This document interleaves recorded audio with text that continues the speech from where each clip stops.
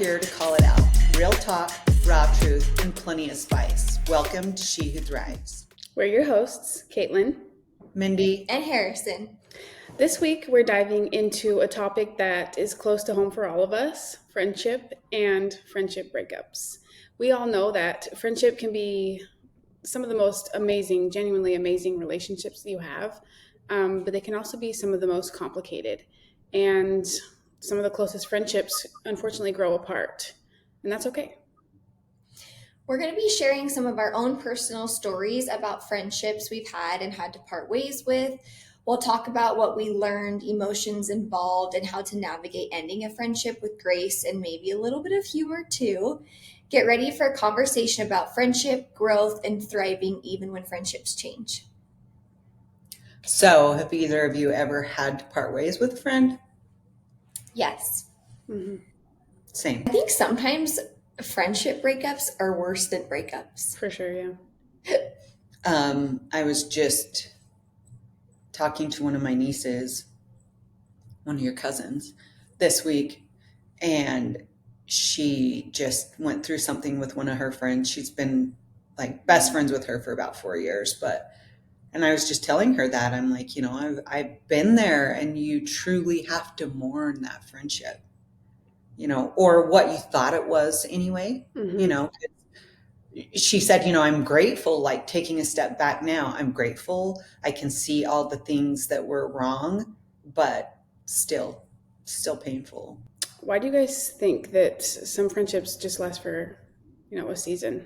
I think that it sometimes is the phase of life that you're in. Some of the friends I have now, I probably never would have been friends with when I was in high school. Right. And not because of the person that they are, but just the phase of life that we're in. It's almost like I have a good couple of friends that are moms, and the friends that I had in high school, a lot of them aren't moms right now, which is totally fine. But I definitely just think that the phase of life that you're in is like friends will come and go, and that's okay, even though sometimes it really sucks. Mm-hmm. Even men go through it. Like Chase and some of his best friends that we used to hang out with all the time, they're still great and amazing people. It's just hard to hang out with them because we have kids, and the things that they do are not really kid friendly. So Right. Unless we have a babysitter, it's hard to really get with them, and sometimes it sucks, but just remembering that it's just a phase. Yeah, I think, the same way with certain relationships, I believe God puts certain people in your life for a reason, whether that be long-term or not. And I think there are lessons to be learned, with all of those. I do So, too. I know that some friends, I've met other friends through those friends, and I'm no longer even friends with the person that introduced me to those people, yeah. Mm-hmm. So yeah, I do think, and like you said, with every relationship, I know with a girl that Braxton dated, I said I really think that she was put there at that time for him to learn, to teach him how to communicate better, Mm-hmm. Mm-hmm. So I think we just need to look at the positives and move on. Yeah. There are friendships that are just for a season, and that's fine. Right. What's a feeling you remember from an ending relationship? Confusion. Yeah. I think sometimes, depending on which friendship it is, I mean, you do feel heartbreak with some of them, but some others you're like, whew, good riddance. Wait, Like, yeah. why was I even friends with you in the first place? Right. Agreed. So I mean, the most significant one in my life, had to do with my very best friend and my spouse. And I genuinely feel like I was more heartbroken about her than I was him.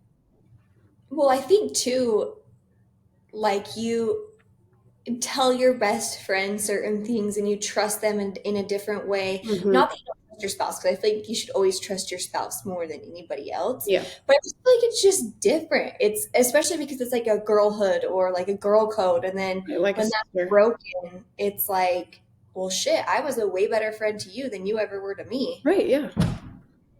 That's why I said confusion, because I was also like, was I just a freaking idiot like for this many years and just really had no idea, what what kind of person you truly were? I'm just confused, you know. Well, I think we all saw those red flags with that friend, but I think given the situation that you were in at the time in your marriage, you just were looking for something, Hmm. and it filled that void. And Well, and I think too, you didn't want to lose two people at once. That's also really hard Yeah, I held on to it way longer than I should have. because I've definitely not to that extent, but I've had to lose a boyfriend and a best friend at the same time. And it's like almost like you feel so betrayed, but then you're also like, I just need to let go of both because I can't trust either. Hmm. what does a healthy friendship look like to you guys? I think friends that you can have that you don't have to talk to every day, sometimes it's even years. One of my very best friends, she's somehow related to me way down the line. We always called each other cousins even though we're not like immediate cousins. But I met her when I was in elementary school. I can't even remember exactly what grade I was in, and we played every single day. And then we would have subway days where her mom would pick me up from school because we went to different elementary schools. And her mom would pick me up, we'd go to Subway, and then we'd go pick her up from school. And it was like my favorite day of the week because I got Subway and I got to hang out with Lainey all Hmm. day. And we would just play. And we still stay in contact to this day. She still lives back in Idaho. She has a whole family of her own. I have a family of my own. And it's just crazy because we don't talk. We went actually a long period of time without really talking much. And when we started talking, and it's like we picked up right where we left off, and we always were like, remember when we used to play downstairs and we play babies for Hmm. hours and hours and we just play house? And it was like the best memories. And she's still one of my very best friends to this day. Yeah, that's what I was going to say too. Like having friends where you don't have to be in constant contact or contact every day. That's a big one. I also think, where there's no like competition or jealousy and you just support each other. Yes, That's you huge. can Yeah. share.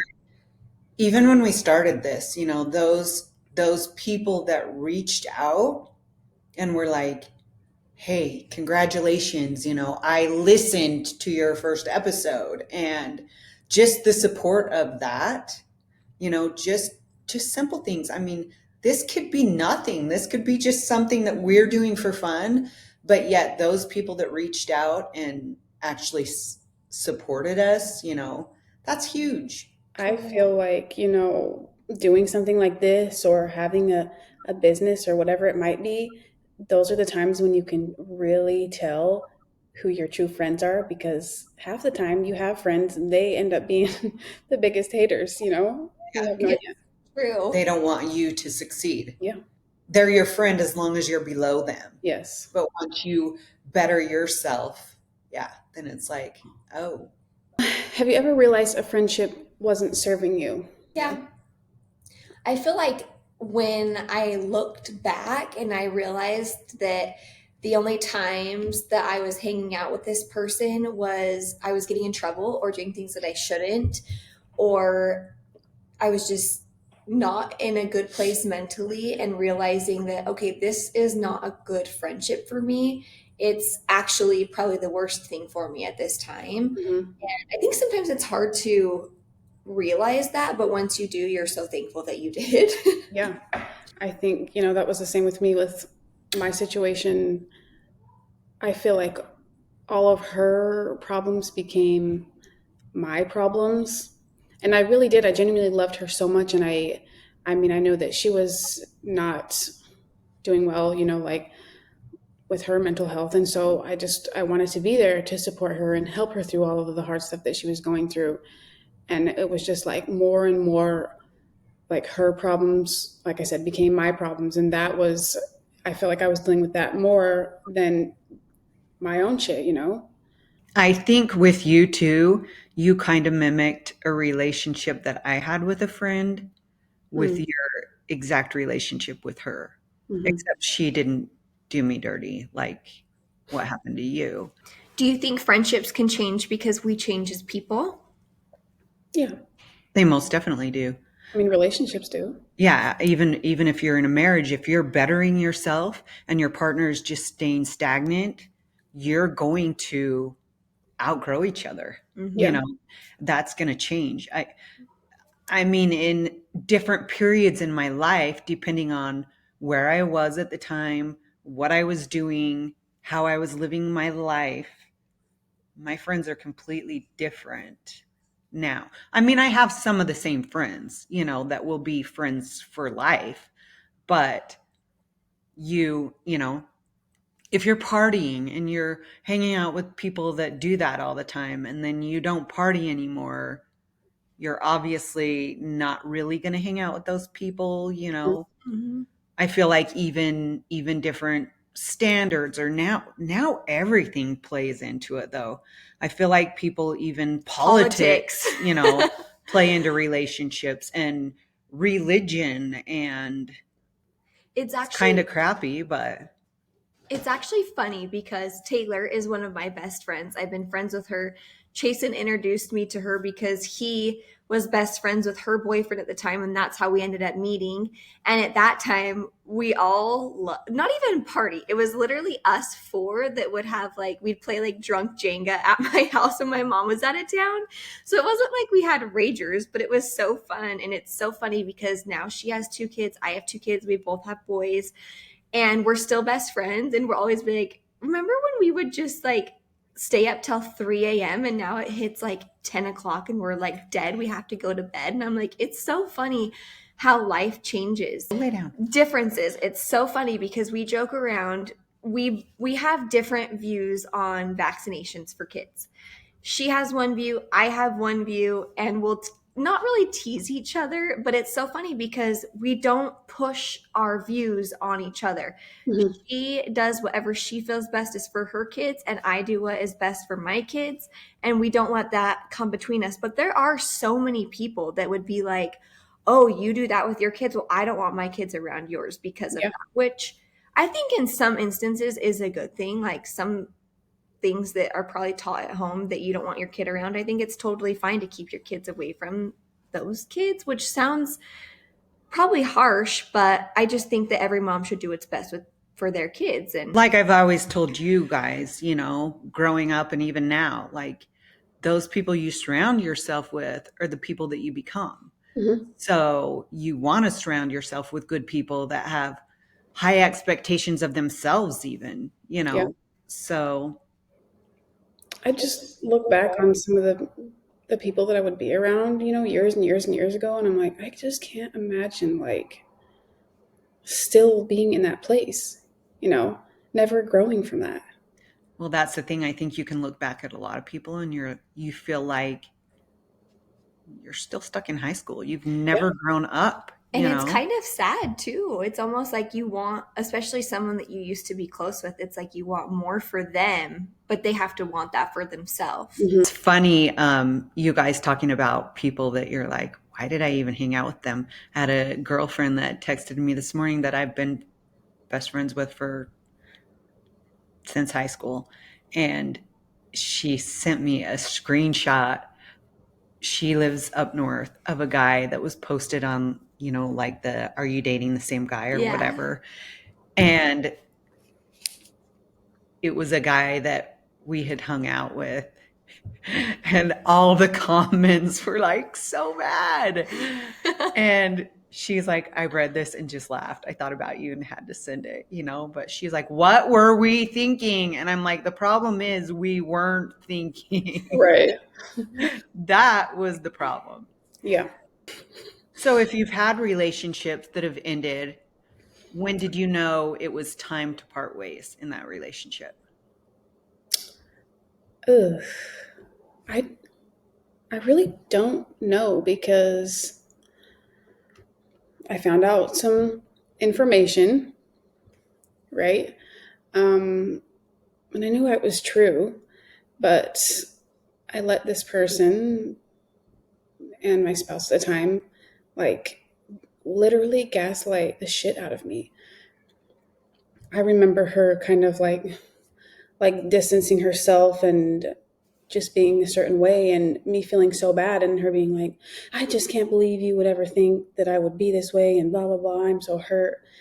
And then, I'm the one apologizing, even though I know you did what you're saying you didn't do, because I loved her so much. And even, that was before we moved here to Missouri. And that's the only reason I agreed to move here to Missouri was because I was so humiliated. But even after I moved here, I came back there and saw her. And it wasn't until I got back here after that I was just like, you know what, I'm done. And I don't even think I told her that. I think I kind of just went ghost mode. And I really don't even remember now looking back what it was that was like, no thanks. It was just one day like, I'm not doing it anymore. Sometimes ghost mode, though, is the best way to go because you've already felt exhausted trying to keep up with this friendship that's no longer serving you. Right. I think my biggest friend breakup, and the one that hurt the most anyway, well, it was a best friend. So I mean, you have those relationships that come and go where you outgrow each other, or something happens in life where we don't have kids that we're raising at home. We have grandkids, and some of our friends are younger and are just having babies. So I get that sometimes that separates you. There are people I would still call friends, and we can still go do stuff together, but your relationship just changes. Mm-hmm. They're obviously hanging out with people that have more kids their kids' ages, but I think the one that impacted me the most was, one of my best friends that we had been friends for years and years and years. And I felt like it was almost a really codependent relationship. Yeah. I wasn't happy in my marriage. She wasn't happy in her marriage. And so there was that codependency there between the two of us. But I felt like I was a fixer pleaser, at that time. And so I felt like I always, what's the right verbiage? I felt like I was always taking care of her and her problems and trying to better them, Mm-hmm. no matter what it was. And it didn't matter what time of day it was or what I had going on. I felt like I always put that first, her a priority over everything else. And there was two major things that happened that I just sat back and I was like, where is she for me right now? When I am hurting the very most I've ever hurt in my life, where is she? Why isn't she here for me? I have another best friend that lives up north, and she was here as soon as she found out. Mm-hmm. And it hurt me so bad. I remember being so angry for you.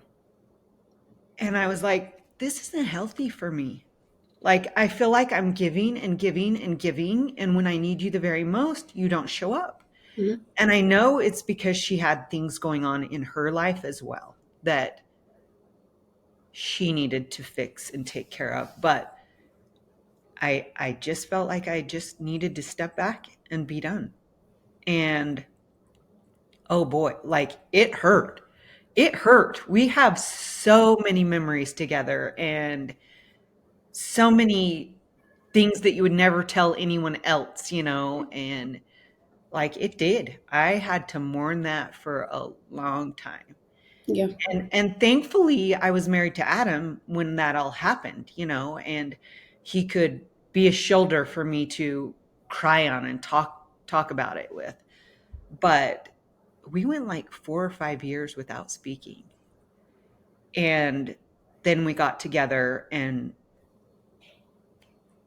I told her. I just was honest and I told her where I felt like where I had gotten her and where I felt like I was always there and for this and this and this and this and this. And she wasn't when I Mm-hmm. needed her the most.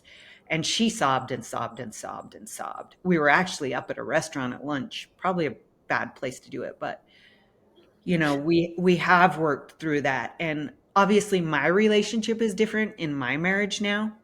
I wasn't married to Adam at the time when all of these things were happening. My marriage is first priority to me now, Yeah. and nobody will ever come above my marriage. But she's changed as well, and we do have that friendship back, and we were able to talk and patch it up. And she's the one that sent me the message this morning. But we can go weeks without talking and it's fine, but I mean, I'm glad we have that friendship back. I still do look back and mourn though on how it ended and just all those years that passed without that, Yeah. because my other girlfriend that lives up north, I mean, it's just, she's in a different headspace, obviously, and she has a thriving marriage and kids and grandkids, and it's just easy. So I think all relationships are different. All friendships are different, and some you have to work on, some you don't, some you should walk away from. Totally. You just have to, you have to be true to you at the end of the day. And I think that's so hard being a people pleaser, which, you had to go through that. Yeah. But now I'm not like that. I'm just not. So I worked hard to change that, but I'm not going to, I would never do things the way I did back then. Now, if of course, I'm going to be there for you if you need something, but my family's going to come first. And I don't know. I just have boundaries now, I guess. Better Yeah. boundaries. And It's so crazy how many of those things that you said that I literally feel like is copy and paste, you and me. the examples we set for our kids, damn. I think another hard thing too is when you sit and look at, if I didn't reach out to this friend to do things with or just to talk, like I would never hear from them. And I think that's another thing where you're like, why am I always the one that keeps us communicating or hanging out or whatever? And it almost feels like you're not as important to them as they are to you. And I'm not a high maintenance friend at Right. all. But I do obviously want my friends to reach out to me too. And a lot of them are great at that. Mm-hmm. But I think sometimes that is something where you have to take a look at the friendship and be like, okay, is this a friendship that I need and that I want? Or is this a friendship that I should let go of? Yeah. Yeah, I've definitely felt that way too before, but I also know that I have been the one, that's, not been in a great place in my life or going through this or that, where I have unfortunately made the other person feel that way. Mm-hmm. But, I'm extremely grateful that those people have given me grace in those moments, But I Yeah. also feel You, like, you were like that with your own family for a while when you were going through the trenches. I know. Or we were like, hello, it's been 5 days. Are you alive? Text us back. I know. Or we're sending in the troops. No, I was just thinking about that yesterday though, because I was like, I've done some shitty things to my mom, and if Brooklyn ever does this when she grows up, I'll kill her myself. But I think that we have to forgive ourselves for that stuff though, because there's times that I've been a shitty friend. yeah, And I look back on it now and it like makes me sick, but people change, yeah, people grow if they want to. And if you have changed and you have grown, I think you need to give yourself grace as well to be yeah. able to move on and not, like I said earlier, when you have that weight sitting on you. And I also think that's a reason why communication in friendships is just as important in communication, in marriage or anything else, yes, It is. the niece that I was talking about, she said that same thing that you guys said. She felt like it was a one-sided thing. She said, I would reach out and then 5 days later, she would message me back. I get sometimes, if you have an Apple Watch, you'll look at your watch and you'll read it. And then you're like, okay, when I get to my phone, I'll text back. That happens a lot if you're at the gym or doing whatever.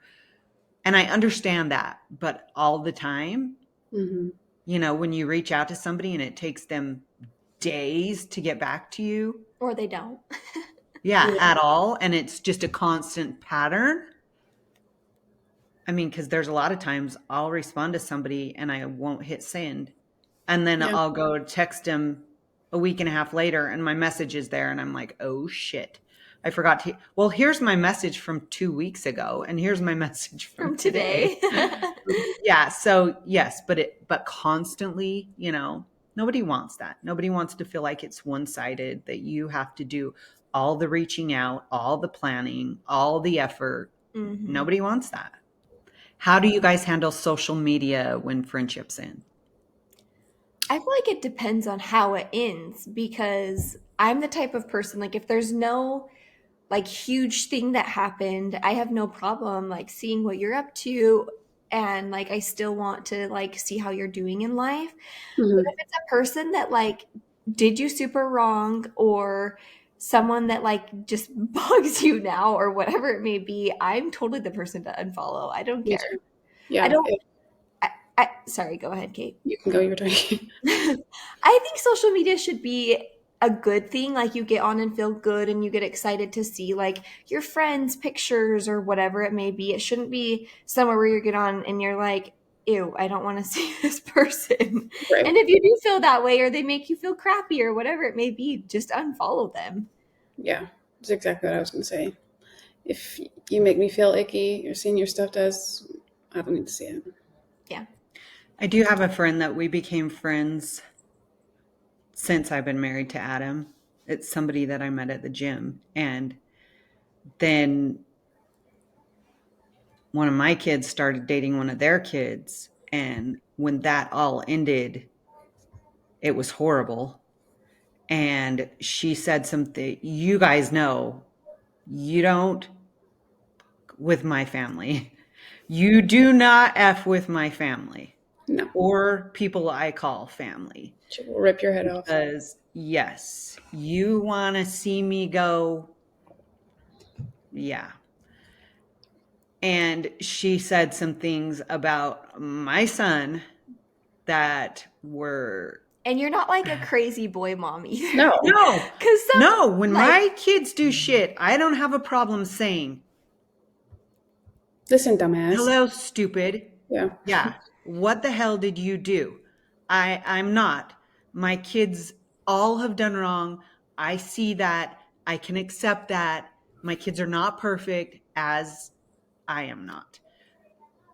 But when she said what she did, and we were on the phone and it was on speakerphone, The and neck I vein was came out. washing dishes, Adam was across, he was sitting at the bar, and we had just got done eating and I was doing dishes, and oof, you were on the phone while doing your dishes? Yeah, I said the neck vein came out. that neck vein popped out like this big.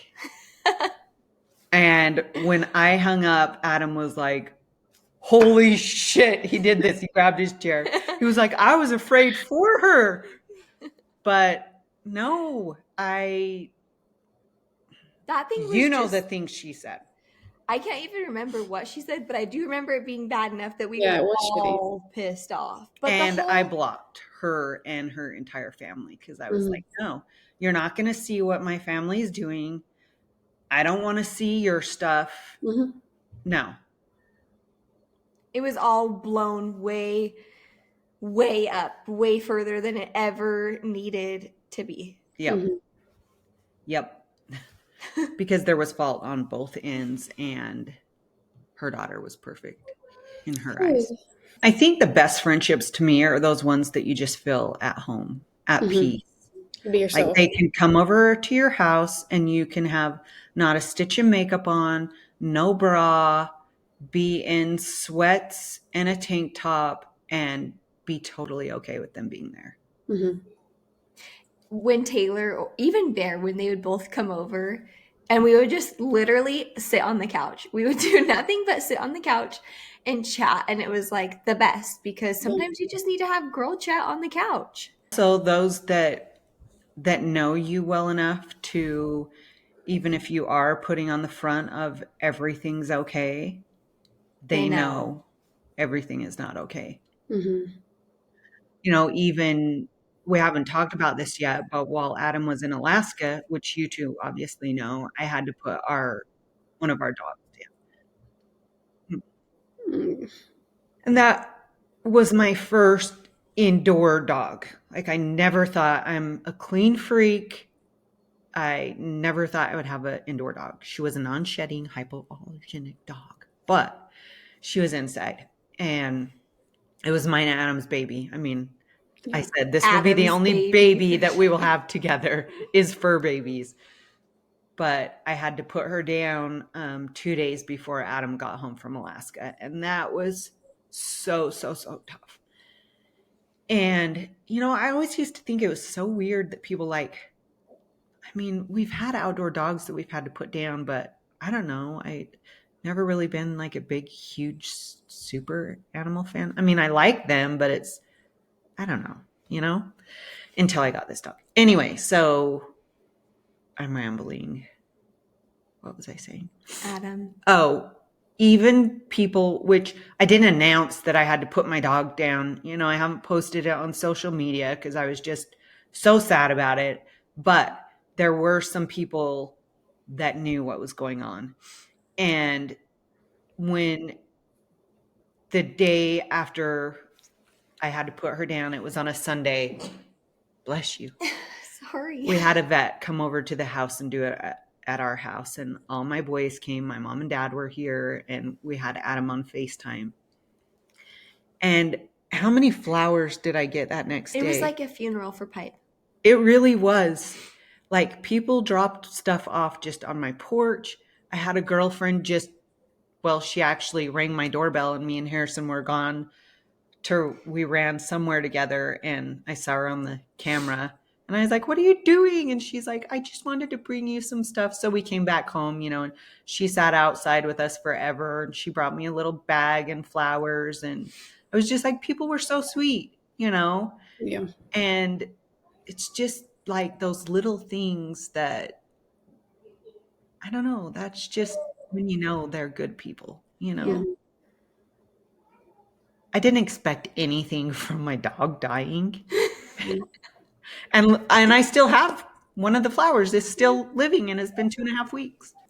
What's one piece of advice that you would give to somebody that's struggling with a friendship breakup? Well, I think like when I was talking to my niece, mourn it.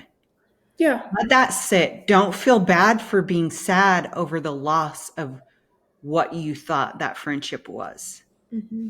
Even though you can look back, like she said, I can look back and see all the things that weren't good in that relationship. Mm-hmm. But there's still great things. Yeah. And mourn them. Let your feelings come up. You do have to mourn that. Yeah. It's just like a divorce, Sometimes it's harder than a divorce.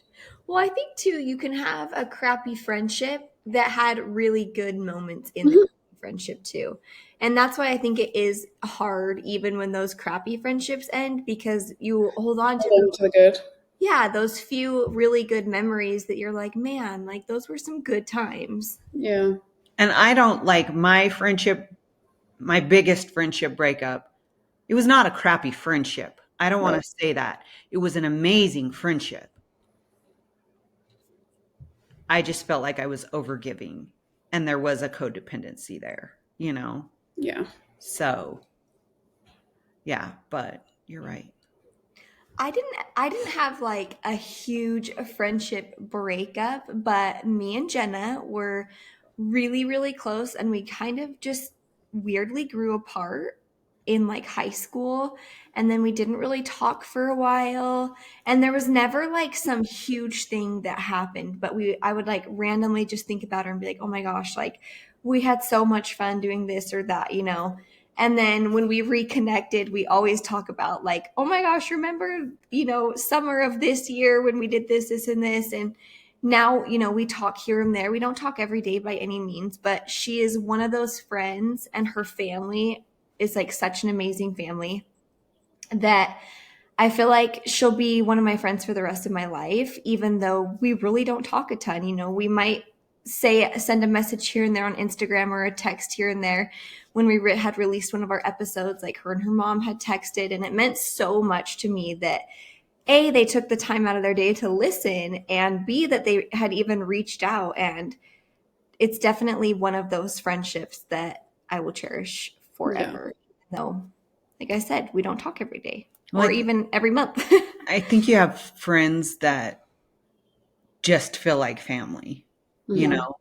That's Tiff. When we became friends, it was because I was friends with her cousin, and then she moved down here, and her and I became really, really close. And she actually lived with me in high school for a little bit.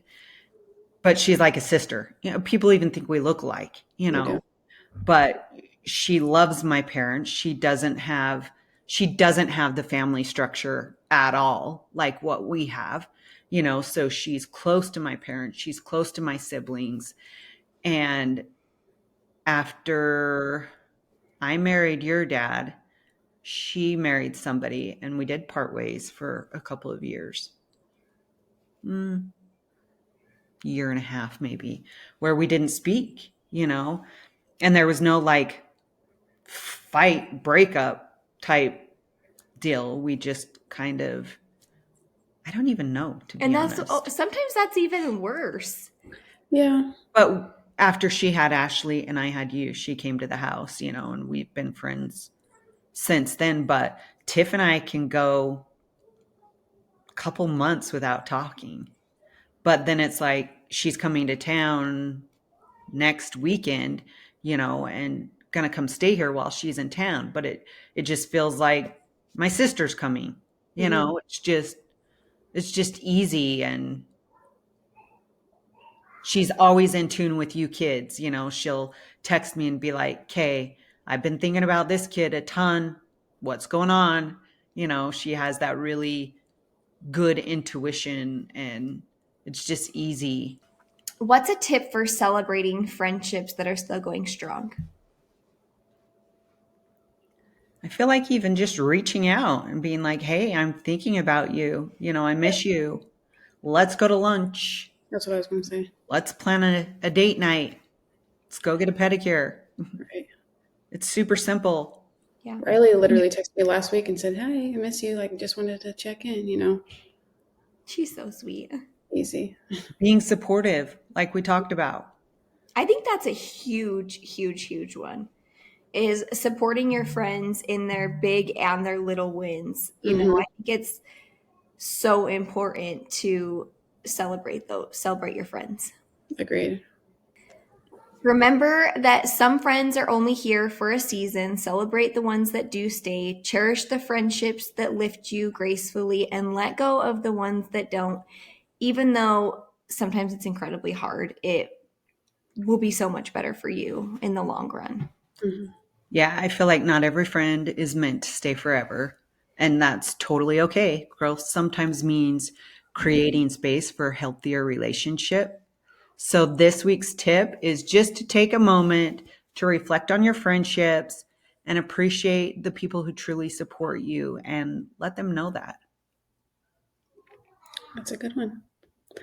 Well, as always, thank you for hanging out with us today on another episode of She Who Thrives. Don't forget to like, subscribe, and share with a friend. We will be back next Wednesday with a brand new episode.